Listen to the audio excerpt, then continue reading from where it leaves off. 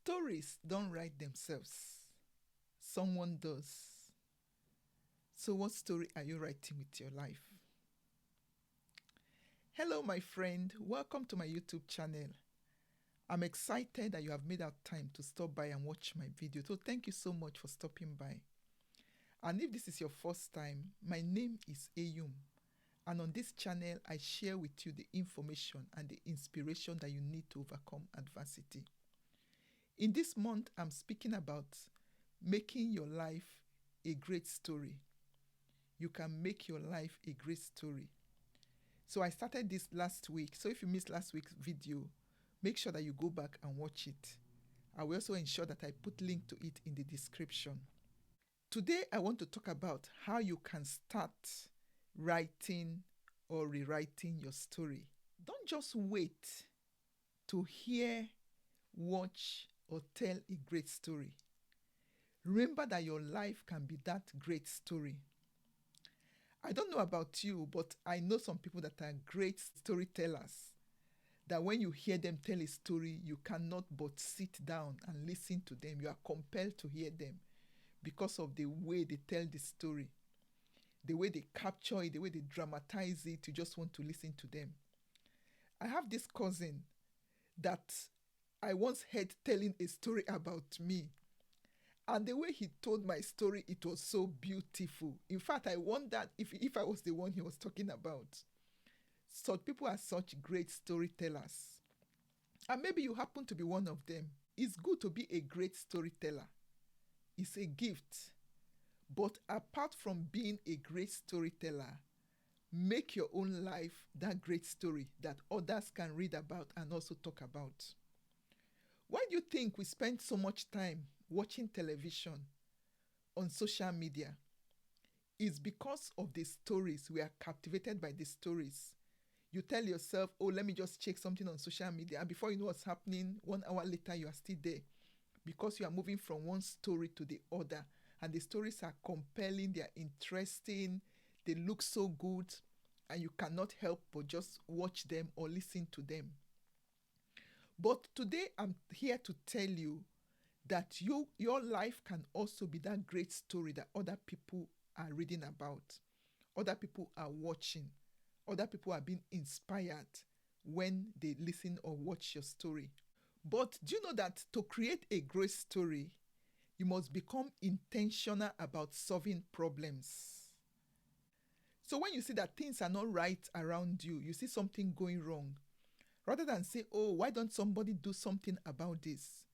You take it upon yourself to begin to do something to right the wrong that is around you.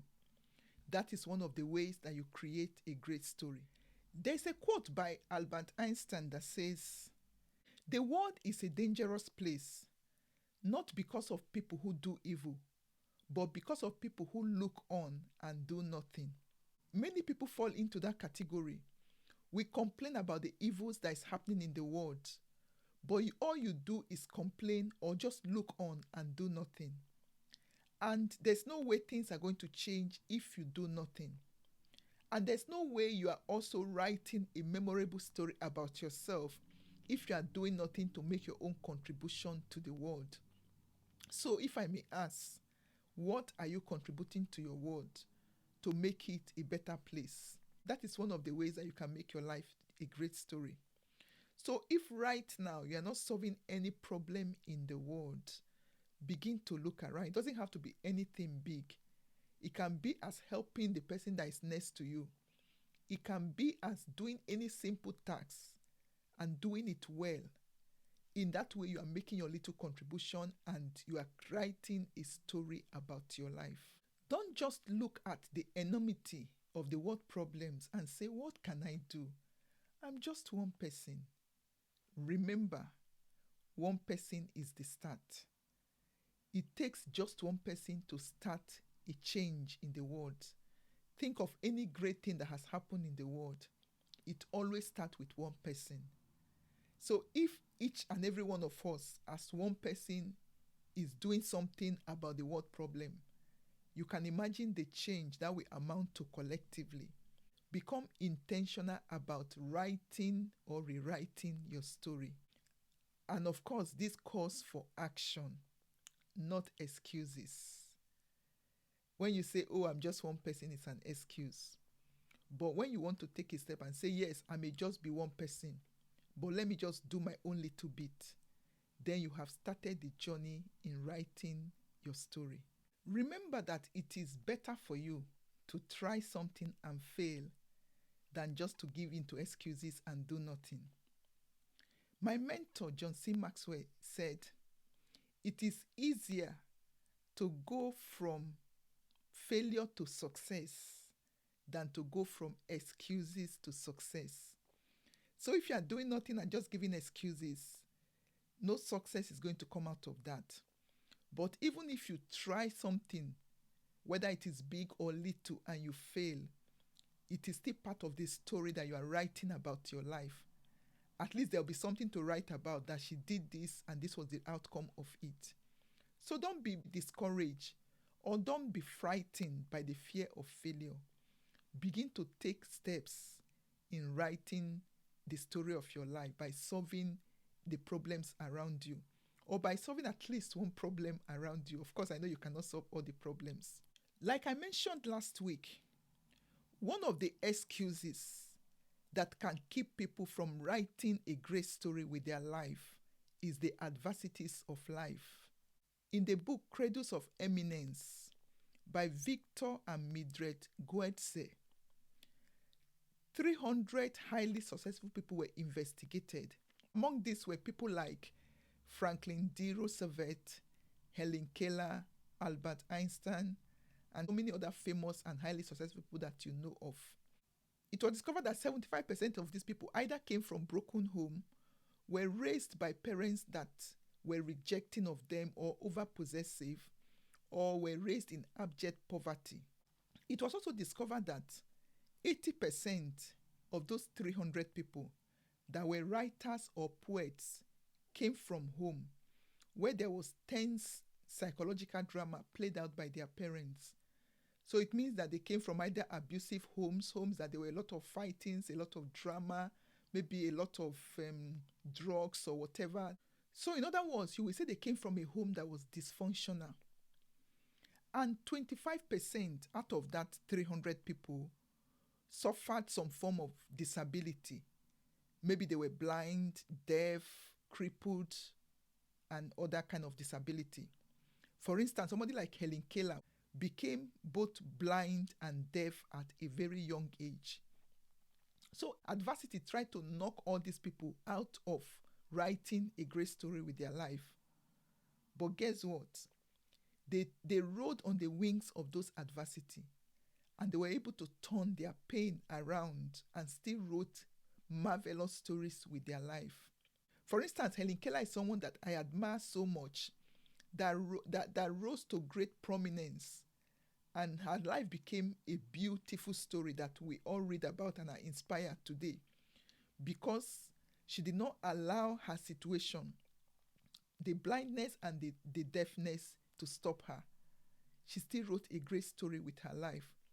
So if somebody that cannot see or hear was able to learn to speak, I think about 5 languages or even more than 5 languages, what excuse do you and I have about not writing a story with our life? That is why I'm here to encourage you today, that start to write or rewrite the story of your life. And that can start by looking for a simple problem that you can begin to solve around you. In that way, you are making your own contribution to the world and you are writing a story with your life. So in writing or rewriting the story of your life, never let what you cannot do stop you from doing what you can do. If you cannot run, you can walk. If you cannot walk, you can crawl. I'm sure you've heard that before. So whatever you cannot do should not be an excuse for what you can do. And every one of us can do something. If it's to begin to tidy up or pick the papers on the floor that you see around, you're already doing something. If it's to gather people that are younger than yourself and begin to teach them what you know, you are doing something. You can write a great story with your life. A passive life does not become a meaningful life. So what I'm challenging you to do this month is that don't live a passive life. Don't live a life of apathy where you don't care about what happens around you and you don't even care what your life becomes. Remember, I told you last week that you are the author of your life and you can write the narrative that you want your life to be about. So right now, if you don't like the story that your life is telling, begin to change it by writing a new narrative about your life. And one of the ways I say you can do that is to begin to look for a problem that you can solve. Another thing you can do to also rewrite the story of your life is to begin to educate yourself. If you don't like the level of ignorance that you have right now, if you don't like where you are in your career, in life, you can change that by beginning to invest in yourself so that you can improve, learn more, and by that, when you learn more, you also begin to do better and better opportunities begin to open up to you. So don't live a passive life. A passive life never becomes a meaningful life. Remember, if your story is not as meaningful, as compelling, or as significant as you would like it to be, you can change that. So I want to challenge you.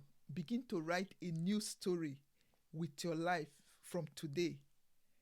And if your life story is already good, remember that it can be better.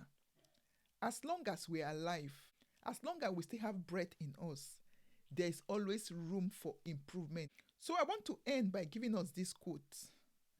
The quote says, "To dare is to lose one's foot momentarily. Not to dare is to lose oneself." So no matter where you are right now, no matter what you are going through, I know that life can be challenging. I know that adversities are real. Don't let your adversity be an excuse for not making your life a great story. Actually, I've come to discover that your adversity is an advantage because when you rewrite your story, people will listen to you because of that adversity. And that is why I want to challenge you that use your adversity to write a great story that the world will live to remember. So stop watching, start writing. You have spent hours, which I'm sure if it's added up can amount to years, watching and listening to other people, reading about other people. It's time now to begin to reduce your watch hours so that you can begin to increase your write hours in writing your own story. Yes, it's time for you to start writing a great story about your life. Thank you for watching this video.